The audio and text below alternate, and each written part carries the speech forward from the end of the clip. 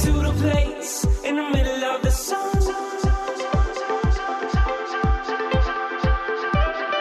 And we'll sing this song, sing it one by one. Hey guys. What's going on? Thanks for tuning in. Yes, thank you so much for joining us today. For those of you who are in the U.S., you're probably starting to bake that turkey and that pumpkin pie and all that jazz. Getting ready to stuff yourselves. Hopefully not too much. Oh, yeah. Yes. So happy early Thanksgiving to all of our listeners in the U.S. And on today's show, we welcome back Figs O'Sullivan, and this is his third show with him, and we absolutely love him. And we know you guys do too, based on all the feedback you guys give us whenever he comes on the show. So we wanted to bring him back for a great episode. And Figs is a licensed marriage and family therapist. He is the creator of the Empathy Method over at empathy.com. And that is empathy with an I. And his mission is to help couples feel more connected. And that's really how we felt today on the show with him. Yeah, and we dive into an interesting topic. We've talked a little bit about it in different episodes, but that is how we're hardwired for love and attachment theory. But Figs, in his kind of unique, humorous style, gives us some really great storytelling to paint a picture of how we're hardwired for love and how to navigate difficult situations that we're constantly finding ourselves in if we have a partner, and in those moments, why we feel the way we do through attachment theory. And he's got a really great story for you. And I thought it was really helpful, especially how he talked about how to communicate around those things. So listen to today's show for the tips that Figs gives us there. Yeah, and Figs was kind enough to come on and talk about that topic and actually give us more information on this topic as a bonus to our online course, Spark My Relationship. And in that bonus content, there is an additional video and exercises and questions and recommended listening podcasts. So much more information. And this module that he has given us for this bonus content for our course actually comes from his course. So we really appreciate him giving us this material to give to you guys. And so we've included it in the course. And for a special Black Friday deal, we are offering the course at 50% off. And during that time, it includes this extra bonus material from Figs. So we hope you guys check it out. It'll be available from Black Friday through the end of Cyber Monday. And you can find it on the course's website, which is sparkmyrelationship.com.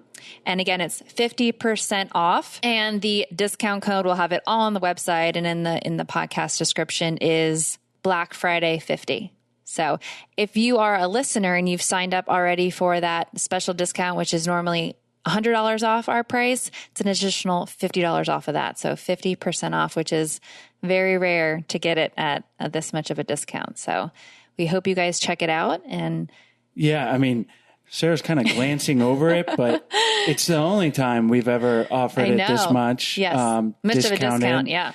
We've talked about the course on the show before, but basically what we did is, or Sarah did a lot of the heavy lifting, but we had a lot of the therapists that we've actually had on the show do different modules and take you through basically a all-encompassing way that's self-guided to improve your relationship. So if you listen to the show and you like it, it's basically the same stuff from the show, but in a classroom type setting where you're going to watch these videos and have worksheets to actually motivate you and get you and your partner to put these things and tools into practice to improve your relationship. So if you've heard about the course on our show before and you've been on the fence, now's the time, because it's 50% off. It's the cheapest we've ever offered it. And I don't think it will happen again. Certainly not until 2021 Black Friday sale. And so don't wait, and sign up now and save a lot and improve your relationship. Yeah. And I think one of the feedback we get a lot from listeners about the course is that there are 15 different therapists that came together to help us with this course. And so there's so many different perspectives and tools and strategies that marriage therapists are giving their clients that now we're giving to you. And so the different perspectives really help people connect and find different ways to help improve their relationship. And most importantly, it is self-paced. And so we've created a calendar that allows you to complete the course in 90 days. But if you're feeling really into it and loving doing it, you could probably do it in a month, or you can take longer and do it in 6 months and come back to the course when you're needing work on different parts of your relationship. So it's a lifetime course, and we really think you guys will love it. So head on over to sparkmyrelationship.com and use the promo code Black Friday 50 and have a wonderful Thanksgiving. And the code will be good until the end of the day on Cyber Monday after Thanksgiving. So we hope you guys enjoy the episode.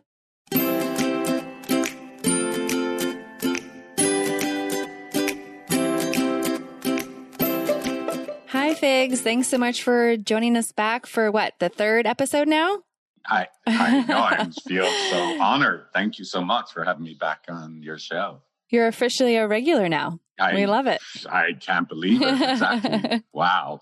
Thanks, Figs. And we are excited to have you back on and to talk about something we haven't really dedicated an episode to, and it's part of your course offerings, and that is why or how we are hardwired for love. And obviously, a lot of our listeners to the show are in love, trying to find love, had love, and then lost it.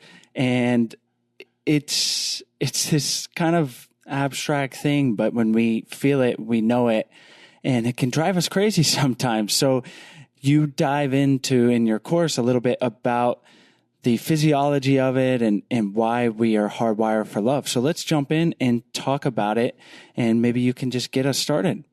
Yeah, thank you. Firstly, I just want to say to you as well, Chase, thanks for having me back on the show. I really appreciate it. No problem. Absolutely. Thank you. So yeah, this is, I always think of this as the fundamental underpinnings when I'm working. I'm a couples therapist, right? And relationship coach. And when I'm working with a couple, like the first thing I want to do is just kind of plant the seed of like, look, the fundamentals of what love is, people may not have a really firm grasp of them, which is kind of crazy, right? Because it's such a huge, important part of our lives. And that usually people have kind of had this download by society and their upbringing, that love is this like, someone was stuck in a tower and some, hero came and rescued them. And then they lived happily ever after. Right. And so unfortunately, people, the idea of what love is and what it's supposed to look like, it doesn't really match with the biological reality of what, of what it's actually like to be a human being, why we need it and what actually happens inside us and inside our partner when we really love someone. So I'm happy to start, like, if it would be helpful, like maybe I'll just start from like really the fundamental building blocks of what, I think love is from a attachment theory perspective, right? And, attachment theory, I know I've spoken about it on your show before, and I've seen and heard, I've heard you have, other guests, wonderful guests that talk about attachment theory. So would that be helpful? Maybe I'll just start from the very beginnings. Yes. Okay, super. So when human beings are born, our first needs are not food and shelter, right? Your very, very first needs from the moment you're born is there's a good enough other on the other side of your birth. Now, notice I didn't say a perfect other. Someone that is good enough in the sense that they will be able to be there for you physically, to protect you at first, right? To make sure you do not get eaten by dingoes. And, like, again, we're talking millions of years in the making, right? Our biological system, right?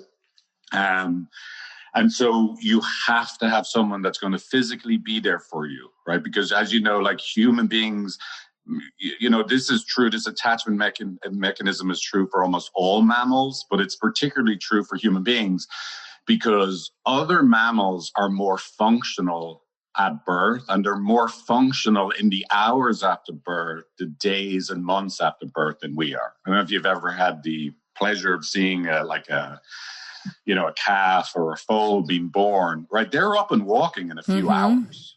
Yeah, it's amazing. Right? We are useless, right? We're like, as parents, like, it's like really, we're totally useless for for years, right? We cannot fend for ourselves. So your system is hardwired to check out in the world, are my fundamental needs going to be met so that I am going to survive? And so number one is that good enough other there to physically protect me and to emotionally be there for me, right? Because all of my development is dependent on this good enough other, right? For most of us, our moms, and for others, right, it's granny or, our adoptive parents or, whoever it is right now. I'm only going to develop by that emotional bond with that person. That's what gets all the neural pathways firing, right? We start to develop our brains by being mirrored and seen, right? So it is absolutely essential that you have an emotional connection and a physical connection from the moment you're born, right? So none of that changes as you grow up, right? You think it has changed, right? Because now here I'm a grown up and I've got Netflix and I've got Amazon and I can order food on Instacart. I can even, what is it? I could do my DoorDash or Uber Eats, right? And like, who needs people anymore, right? But it's not actually true. Because your physiology, I can't get the word right. But I only do podcasts with you early in the morning. But I'm in Hawaii, by the way. It's now 7 a.m. So. Oh, wow. But yeah, look, you still absolutely need to feel, do I have a primary other? And am I important to them, right? Are they there for me? Physically, emotionally, are they there for me? And if they're not there for you, you're going to feel threatened, right? Just like a baby would, and the baby will cry out, right? They're going to protest the fact that it looks like my person is not there. Like when I say nothing changes, even though you're grown up today and your primary attachment figure is no longer your mother, right? Fingers crossed. Right, because the show gets more complicated if that's the case, right? Yeah. But basically, even though you're grown up, if it looks like your significant other, your partner is not there for you in a way that really matters, you're going to feel very similar things in your body that a baby feels when they start crying out. Why isn't mom here for me? Why isn't my primary person here for me? Now, you might have, as a grown-up, managed to actually damp down your crying out. You're not going to actually be in the supermarket when you get the text and realize your partner's not coming. You don't fall on the ground and start stomping the floor of the supermarket with your fists and legs and screaming. Right? One hopes again, right? But on the inside, maybe all you do is send a text that says, fine, it's no problem, right? But even though you've managed to, like, you know, not have as dramatic a reaction as you would have had when you were a baby, on the inside, you just got hurt. This person that was just so important to you, and them being there for you is so important. It looks like they're not here. It actually hurts. It's an actual threat to my organism. I know it sounds very dramatic, but this is all going on the inside. And that is why you respond. And like the baby cries, right? Because they don't have very complex ways of responding yet. But you now have these more complicated, subtle ways of responding. And you could actually say to yourself, I didn't respond at all. I did nothing. What did I do? I sent a text that said, okay, fine. Please show me what's wrong with those two words, right? But look, if you and I are being honest with ourselves, right? We know, I'll be honest. When my wife says, look, hey, I'll probably be an extra hour, and I say, okay, fine. Really? Was it okay? Is that what that meant, those two words? Or was I being a passive aggressive? Again, I'm Irish, so I'll try not to curse. Whatever you would put at the end of that. Now, so look, this is the thing. Like, sometimes people live in a world that they really think, I am not reacting at all. Okay, fine is a perfect thing to say. I didn't get hurt, and there was no reactivity. I have no idea why my wife would have then spent the next hour worried. Geez, I don't know if I should come home at all after I got the okay, fine text. Right? Now, so this is the thing. We need to feel emotionally bonded. When our primary partner is not there for us, we're going to hurt inside. We're going to feel threatened, and we're going to react, not actually that fundamentally differently than the way a baby reacts when it looks like their primary person's not there for them. So fundamentally, that is what's going on inside a long-term relationship between two people. That you are each other's primary attachment figures. You are the people for each other that you turn to know, are you there? And then, of course, the second version of that is, am I enough for you? And you could imagine the little kid, like now they're 4 or 5 years old, and they do their homework, and they bring their homework to their mom, and they say, Mom, look how I did. And mom looks at the homework and go, oh my God, how could you still be getting this question wrong? Right? Yeah. It's devastating inside. All they've ever wanted to do. Look, I know you're here, Mom, and you're not going to let the dingoes eat me, but why am I still not enough for you? Why am I never enough? So what is that kid going to do? They're going to protest. Maybe they'll protest by becoming a workaholic, or like, you know, obsessed with being a perfectionist. I'm going to be good. I'm going to be good. I'm going to be good. That's how they're protesting, feeling like I'm not enough for my partner, right? My mom, right? You know, when you're a kid. Right, or my primary caregiver. Or maybe they go, well, whatever, I'm not doing homework again. I'm not going to feel that again. I'm out. Give me Netflix. Isn't there a 5-year-old Netflix that I can access on my own? You know, like, you totally understand why they'd shut down and go, well, I ain't getting close again. Right. Yeah. Or they're going to like pick up their Woody doll, or, you know, Frozen, what do you call it, Elsa doll, and chuck it at their mom. Totally. And from my world, any of those reactions makes perfect sense, right? Because they got really hurt. All I've ever wanted to do was be enough for you. And it looks like I'm always a disappointment. So, are you there for me? Am I enough for you? If it looks like you're not enough, or it looks like your partner's not there for you, it's going to be really threatening to your organism. It's going to really hurt, and you're going to react. And so when you're in relationship now, and you give a hint, or your partner gets a hint that you're either A, not there for them in some way that they're sensitive to, or B, it looks like you're disappointed in them in some way that they're sensitive to feeling not enough, they're going to really hurt inside.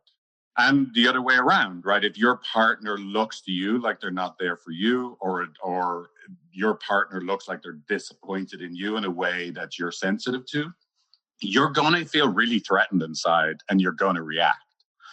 And then, of course, this is where a relationship with two grown-ups is so much more complicated than a relationship between a parent and a child. Ideally, with a parent and a child, let's say, I always have this scene that comes to me, like, there's a mom and a 3-year-old in a kitchen, and the mom and the 3-year-old are playing and are interacting with each other. And the 3-year-old's delighted. This is all I've ever wanted in the world, that you're here with me. You're paying attention to me. Like, I can totally feel you're physically here, emotionally here. You're mirroring me. Like, this is just paradise. I'm enough for you. You're not disappointed in me. And then the phone rings and mom answers the phone. Right. And this is a scene in the 1970s. Like, she had to actually leave the table and go over to the wall and pick up the receiver from the wall with that, that funny round dial thing that there were numbers inside. You had to stick your finger in the numbers and move it. Right. So mom goes over, picks up the phone, and she finds out that her sister just died. And now mom is gone. Right? Because mom now is internally processing, oh my God, I just lost my sister. And she is understandably grief-stricken. She's in shock. But what's also going on, not mom's fault, but what's also going on is she has now stopped being present, stopped playing, stopped mirroring her child. And listen, kids do not give two F's why their parent goes away, right? All they know is this person that I need to make sure that I'm going to be okay in the world is no longer here. The reason why you're not here, totally irrelevant for them. So they're going to get really hurt and scared, and they're going to protest, right? Of course they are.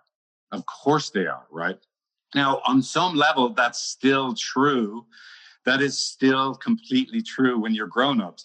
Let's say, I have this app on my phone that tells me when a ship has capsized off the coast of Oahu, where we live, that anytime there are ships that are full of children.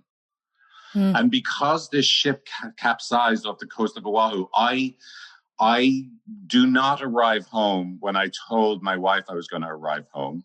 I actually go and try and rescue all these drowning children instead. Like, so I have literally the best reason ever to arrive home 12 hours late. Right, I'm going to be on the cover of Time magazine because I rescued 400 drowning children that day. Right. As far as my wife's concerned, look, I know she'll get it eventually. Like, oh, you didn't come home and because you were swimming back and forth from a capsized ship rescuing children. Like, her neocortex will get that eventually, right? Of course she will, right? But when she's sitting there within the 12 hours that I don't quite understand where my husband is, he definitely said he's going to be home, and I thought he loves me and he thinks about me and he cares about me. She is physiologically going to feel threatened and hurt. That's a fact, and it's totally valid. When I come home and I first look at her and I'm still like, I was going to say my hair is wet, but if anyone that's seen me, that's impossible. I have no hair, and I'm okay with that. We don't need to talk about it anymore because I'm so okay with it. It's not even a topic we have to discuss. Really? Yeah, exactly. But so look, if I come home and I say, how could you be upset with me? How could you be disappointed in me after I rescued 400 children? That's me missing the point. Right? It doesn't matter what I was doing. I am so important to my wife because I am her primary person that, of course, she must have been going through a really hard time. It must have been awful when you thought I was going to be home at this hour. I had said I'd be home at this hour and I wasn't here. It must have hurt terribly. I totally get why you would be upset with me. But here's why it gets more complicated. Because my wife is my primary person. And I come home after like rescuing 400 children. And, you know, I had to like stop and take pictures with all the parents of these 400 children, right? You know, right now, and I come home and I think, haven't I done good now? Look at my homework, Mom. Haven't I good enough now? And she looks at me and is like, how could you come home so late? So look, even though her feelings are valid and make sense, she's hurt and upset with me. But now I'm in a totally valid place of I'm back in the place that I'm not enough when I really thought I was good. And so it actually makes sense that I temporarily would actually be upset with her.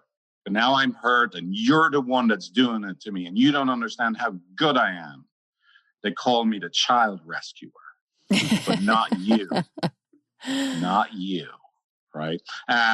So this is why relationship between two grown-ups is much more difficult than with a parent and child, because one would hope the mom who just, you know, found out that her sister died and her child is really, really upset. Like, hey, get your ass back to this table and start playing with me again. The mom doesn't look at their 2-year-old or 3-year-old and go, are you kidding me? Do you have any idea what just happened? Your aunt just died. Right? They don't, like, hopefully a good parent, fingers crossed, right, does not have expectations of their 2 or their 3-year-old that they're supposed to get it. They understand it's like, this is a one-way street. I'm the one who's their primary attachment figure. They're not supposed to be there for me. But with two grown-ups, we actually are expecting each other to be there for each other at the same time. Right? Just because of how we're built physiologically. I actually said the word right. It's getting later. Right. I can speak. So anyway, that's a big spiel. And I use lots of mixed metaphors. So hopefully people could follow along. I barely could. So I understand if you couldn't. Before we continue on, we're going to take a short break to tell you about our sponsors. Today's episode is brought to you by BetterHelp. Have you been feeling a little down or under the weather lately? Perhaps you're stressed at work or with the kids, or trying to improve your relationship has put a lot of stress in your life. Life can be hard, especially during times like these. And that's why we find it very helpful. And we really recommend seeking professional counseling through BetterHelp. BetterHelp connects you with a professional counselor in a safe and private online environment. You can start communicating with your therapist in under 24 hours from signing up via text, chat, phone, and video. And you'll get timely and thoughtful responses from your therapist. Plus, you can schedule weekly video or phone sessions, all without ever having to leave your house. It's super convenient and helpful using BetterHelp. In fact, so many people have been using BetterHelp that they are recruiting additional counselors in all 50 states. And if you're not happy with your counselor for any reason, you can request a new one at any time for no additional charge. BetterHelp is secure, convenient, and professional. And more important than anything, we want you to start living a happier life today. As a listener, you get 10% off your first month by visiting betterhelp.com/ido. Join over 1 million people taking charge of their mental health. Again, that's BetterHelp, HELP.com/ido. Today's episode is also brought to you by Function of Beauty. Function of Beauty is the world's first fully customizable hair care brand that allows you to create shampoos, conditioners, styling, and treatment products based on your hair needs. There are over 54 trillion. That's a lot. So much. Paradox of choice there. Yes. How are you going to decide? 54. They decide for you, actually. That's there the we trick. go.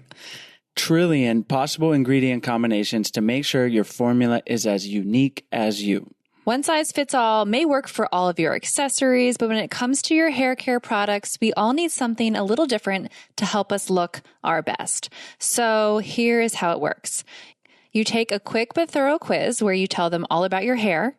Next, the Function of Beauty team will determine the best blend of ingredients bottle your custom formula to order.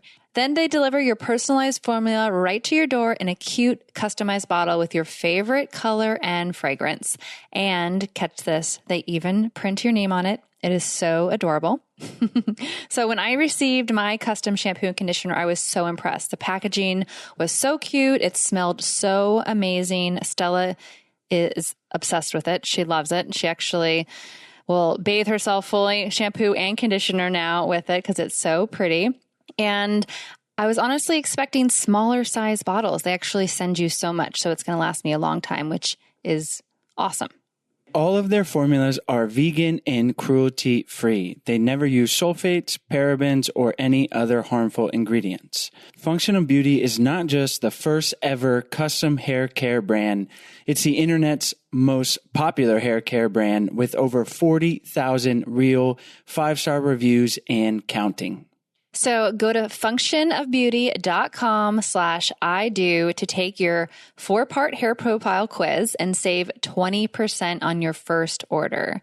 That's functionofbeauty.com/I-do for 20% off, and let them know you heard about it from our show.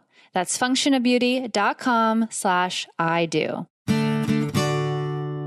No, I think it was great, Figs. And I want to ask you, you've laid out this perfect example dramatically of rescuing the kids. You get home and how both partners end up hurt in a sense. And how can we then, once we each recognize each other's position, how can we communicate about that and then move forward? That's like the $1 million question, right?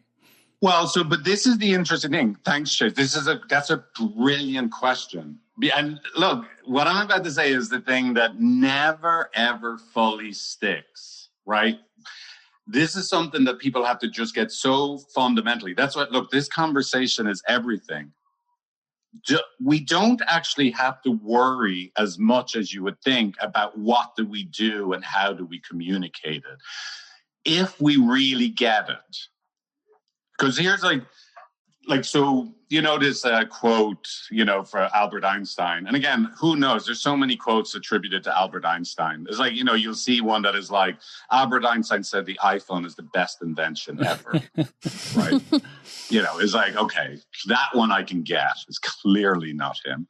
But here, one of my favorites, supposedly attributed to Albert Einstein, I'll have to check it, is the most important decision you're ever going to make is, do you live in a friendly or hostile universe? Right? Everything else if you live in a hostile universe, that is going to influence every single decision you make, every word that comes out of your mouth, every perspective you have about another person or situation. Right? And if you live in a friendly universe, I could trust the universe. I know it's all going to work out in the long run. It's cool. You want to present some new investment idea. Okay, I'm open, right? Like whatever it is, right? So same is true in relationship. Do you live inside a world that other people are withholders of love on purpose? They said they were going to be there for me and they went away. I don't give a damn why they went away. They had said why they would absolutely arrive on time. There's only one reason people don't arrive on time. It's because they're not considerate. And then, of course, on the other side of that is like someone disappointed in me after I rescued children. All afternoon and into the evening, swimming in the dark I was, right? What kind of a person would be so mean and critical, right? Look, that world is the equivalent of I live in a threatening world, right? I live in a hostile world.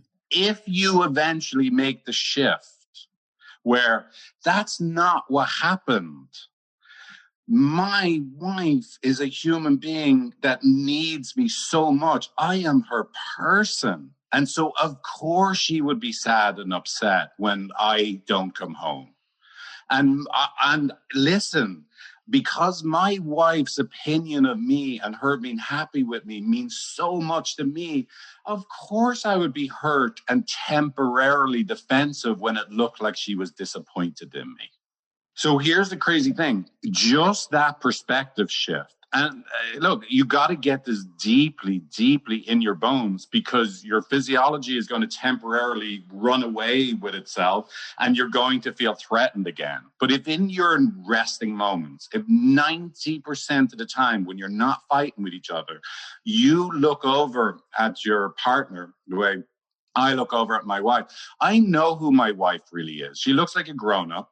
Right? Well, she is, right? But deep down inside, there's a little girl inside her who was the last to be picked up from school, who had to make excuses to the teachers that, hey, look, mom told me. Mom told me she'd be here. No, she's not late. This was arranged that I would be the last and I'd be waiting here in the dark. I know who she is, and I know why it matters that I'm not home. Right. And she knows who I am, right? She knows that I am the son of an alcoholic father. And I'm just using these as a way in to who we fundamentally are. It's not quite as simple as one narrative, but deep down inside, we're vulnerable people. I'm the son of an alcoholic father and a heartbroken mother, a mother that I would have done anything to take her pain away. Can you see me now, Mom? Can you see like that everything's okay? Could you be happy now? Is there any way you could be happy now? When you know who you really are, fundamentally, deep down inside, who you are and who your wife is, when you get into that situation after the Rescue Children Gate, you know, as you might remember, I put a gate at the end of all fights, like, you know, Watergate, right? Yeah. Like, we might have temporarily, my wife is temporarily, you're the most inconsiderate husband the world has ever created. And I'm like, oh yeah? Well, how could you be so critical, Miss Blamey Pants? We temporarily think that's who we are, but because we have this 90% place we live in, we'll get back there. Listen, I know why you got hurt because I mean so much to you. And she's figs. Stop. You don't even have to say anymore. I know how much it must have been hurt when I looked disappointed in you. You come here to me and let me love that little fella that thought he was a disappointment again. And I go, stop it. Would you come here to me and let me love that little girl that once again thought she was abandoned and nobody was there for her? Look, when that's the world we live inside, I have no concerns about people working out what to say. It doesn't matter. It's not getting the right words. It's what world do you live inside? What is the story that you live inside? The words come. You need the words of a 3-year-old. I got an owie. Me too. Don't worry about the words. Does that make sense? Yeah, absolutely. And I think, how long does it take to get to that place? Because it seems like you need a lot of self-awareness and work internally to know yourself so well that you can kind of step back and then really understand your partner too. So, well, that's a great question. Like, look, you know, I'm a therapist, experiential psychotherapist. I think of experiential psychotherapy as an art form. I'm trying to help people have these experiences. But look, I'm also an entrepreneur. Like, to be totally honest, like, look, nothing would make me happier is if I could actually create a do-it-yourself program that people could do all of this all on their own, right? And I'm trying, right? Like, I'm trying and like getting better and better at being able to help those people that want to do it on their own, right? Like, I love your course. I think it's a brilliant way for people to get started. It's a lifelong journey. I have a course like you talked about. And it's a great start. But look, there's still no replacing like a couple doing a series, like a dozen or more hours. Again, I wish there was, right? I wish I was sipping on, I don't even drink alcohol, but like, I don't know, a virgin pina colada while people were buying an online course. But it's not enough. It's not enough. Like, because you're right, it just takes a long time. And the hardest part is to go from where couples counseling or couples coaching is most powerful is imagine if me and Teal could be in a therapy session in that moment at the doorstep where Teal is looking at me. What time do you call this? And I'm like, are you kidding me? Do you know what I've been doing? And I don't know where that accent came from, but, right? But, right, imagine that a therapist or someone that really knows what they're doing could meet us at that moment that we're completely locked into our own subjective experience.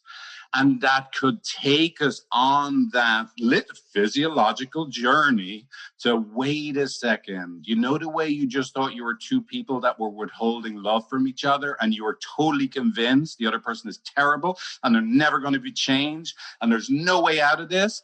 And that coach or therapist can guide you to a place where, listen, you're just two people that love each other and you're just scared the living daylights out of each other. Calm down, people. Everything's okay. Everything's okay. That's the magic. That's the magic. And I don't, again, as an entrepreneur, I don't know how you replace that experience, that living, breathing experience in a moment of time. I'd like to. And, maybe with eventually AI and AR, augmented reality, maybe we'll get there. I don't know. But when I work with a couple, most people start at that place. They come in and one person is, look, my partner's like, I got to be honest, they're kind of crap. They're not there for me when they say they will be. They're off rescuing children or dogs or whatever the hell they think is more important than showing up for me. Right. And then the other person is, thanks for sharing that, sweet partner of mine. I don't know if you've noticed therapist or coach, but my partners, they're kind of mean and critical. Yeah, a little bit hard to make them happy because they're too much, right? And a little over dramatic, right? That's some variation of that is a normal starting point. And within every hour of a session where that's how they feel about each other and they get into it, I am going to have to offer them the reframe in 50 different ways, right? This, I'm very lucky I can come up with analogies on the spot, right? But in 50 different ways in every hour, I'm going to have to offer them the reframe, hey, you're just two people that love each other. And 49 times out of the 50, they're going to say, hey, Figs, thanks for your input. And let me get back to telling you how my partner's the one that needs to change, or they're the one that's bad, or I'm the one that's really hurt. And then no sooner does one person told me they're the hurt one and their partner is bad, and I offer them the reframe and it's rejected by the other person. Right now, the other person says, Figs, yeah, you're totally right. But there was this other case that happened where my partner really was the bad one. So it is just persistence over and over and over and over and over again. I, or whoever the therapist or coach is, offering this reframe because once we're threatened and we think our partner's withholding love, that part of us really thinks we need protecting, and it's not available to take in this new information that, hold on a second, your partner's not a threat to you. Your partner loves you to pieces and you actually love them. And the only reason you're looking so threatening to your partner and your partner looks so threatening to you is actually because you love each other so much. We have your limbic system is dead set on burning the house down if it thinks that's what needs to be done to protect itself. But what your limbic system thinks is happening, your emotional body thinks is happening, is not actually what's happening right now. And so we have to offer the reframe just over and over again. And the last thing I'm saying is a lot of information again, but the degree to which you have trauma, and again, my favorite definition of trauma is anytime the past merges with the present. Anytime a negative experience from the past merges with the present. The more trauma you have in your body, in your traumatic experiences you have in your life, the harder it's going to be available for the reframe. right? And I'm sure this makes basic sense. It's like, look, again, just using the example I gave of me, I won't use my wife, of me. So let's say I have a heartbroken mother and all I ever wanted her to do was be happy, right? Because she's my person. If she wasn't happy, she wasn't really there for me in the way that I longed for. And I loved her, right? It's heartbreaking. So that's the world I lived inside as a kid, right? And this is just one example again, right? Now, when my wife looks unhappy now, it's not just the discomfort I feel because my wife is unhappy now. Whether I'm aware of it or not, that gets multiplied by these formative experiences of my person is unhappy. This is a disaster. So that, let's say that this is a disaster when I was a kid, was 1,000 units of suffering, right? That my body was in, that this needs to change. This is really bad. And now when I see my wife has a cold or a flu, or she's like, what's the point in life, Figs? Why we work so hard? That's only like 10 units of suffering for me. But I don't even remember what I said, but it's like now we have to multiply the 10 units of suffering by the 1,000 units of suffering that is already in my body. I am now going to respond to my wife as if I'm living through 10,000 units of suffering. Right? That's what trauma does, right? So very hard for your partner, right, or a spouse to understand. They say, hey, what's the point in the world? Like, when we have to work so hard to stand still. And then your partner is like, oh my God, I can't believe you're upset. Can't you see how hard we're trying? That's because they're having a traumatic response, whether they're aware of it or not. This is actually really scary for them because of their own personal history and what their body remembers. There's times that have happened in their life that it may not be history repeating, but it sure as hell rhymes with what their body already experienced in the past. Now, that's a long-winded answer to say, yep, it's going to take a while. I always say I'd like to try and help people get there within 12 sessions or less. And I refer to myself as a pit bull with a locked jaw. I will not stop trying to help a couple get the reframes. I will not stop. The couple can stop. You can go, no, I'm staying with my partner as the asshole, or I am myself. Right. But I am never going to give up trying to get you to that place where, listen, you both love each other. That's the only reason you both act in ways that are so annoying and irritating to the other person. They're just the ways you're trying to survive in the world. It's not what's actually truly happening at the deepest level. Well, Figs, there's so many great nuggets of metaphor and information in today's show, and we really appreciate you sharing them with our listeners. I just want to highlight the quote from, we'll go with Albert Einstein, but that perspective shift of, do you live in a friendly or hostile universe? And just having awareness going into these situations with our partners and trying to take it in a friendly manner. And I love that we don't necessarily have to have just the right communication or words. Obviously, we talk a lot about communication on this show, so it is important. But if we're doing our best with the intention of being friendly and that our partner is trying to be friendly and not hostile, like that's half, if not more, of the work. And then we can move forward from there. And obviously a lot to dig into. Like you said, like this takes work, and you've laid a great foundation for us and our listeners to think about. So thanks so much, Figs. Before we wrap up, are there any things you want to highlight or something we maybe skipped over? And obviously let our listeners know where they can find you online, and then we'll say goodbye. Yeah, here's the last thing I would just say is disconnection is to be expected. You being reactive only happens because you're hurting. Your partner being reactive only happens because they're hurting. Please give yourself and each other some grace. The key is not that you manage to never get disconnected. The key is not that you manage to become perfect communicators.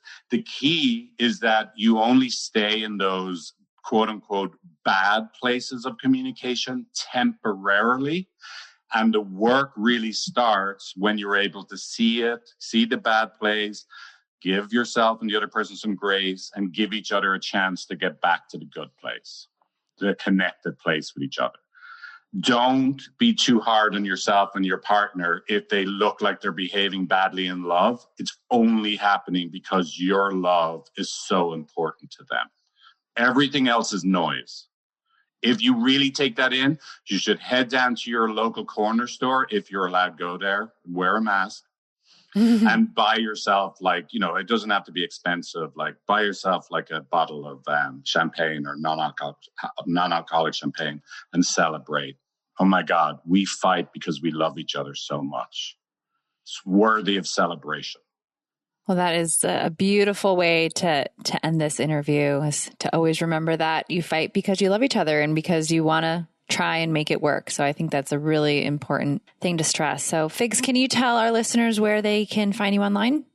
Yeah, the easiest way is just empathy.com. It's empathy with an I in the end, not a Y in the end. By the way, just a quick, my daughter hasn't really been able to learn my phone number. I have a 6-year-old daughter, but she can remember figs@empathy.com with an I on the end, not a Y on the end. That's perfect. So it's figs@empathy.com if you wanted to email me directly, or just go to the website. Yeah. Wonderful. And we'll have all that information on our website and in the show notes. And we really encourage our listeners that connect with you through all the podcasts to reach out to you, because we know how much help that you can and have helped our listeners. So why, thank you so much. I cannot tell you how honored I am to be back on your show. Anybody that likes me, you should be sainted. Well, thank you, Figs. Thanks so much for tuning in to today's show, guys. As always, the links will be in the podcast description as well as on the show notes on our website at idopodcast.com. And while you're on our website, we hope you guys check out our free 14-day Happy Couple Challenge. It's a challenge where we send you a daily email for 14 days with easy, doable challenges to help strengthen and improve your relationship. And it's honestly just a whole lot of fun to do with your partner. It's something new, and we think you guys will really enjoy it. So check it out. And while you're on the website, there are tons of free resources, as well as more information about our online course, Spark My Relationship, where our listeners can get $100 off. So check that out. You can go directly to the course website at sparkmyrelationship.com/unlock. And that's where you can get the $100 off. So thank you guys for tuning in, and we'll see you next week.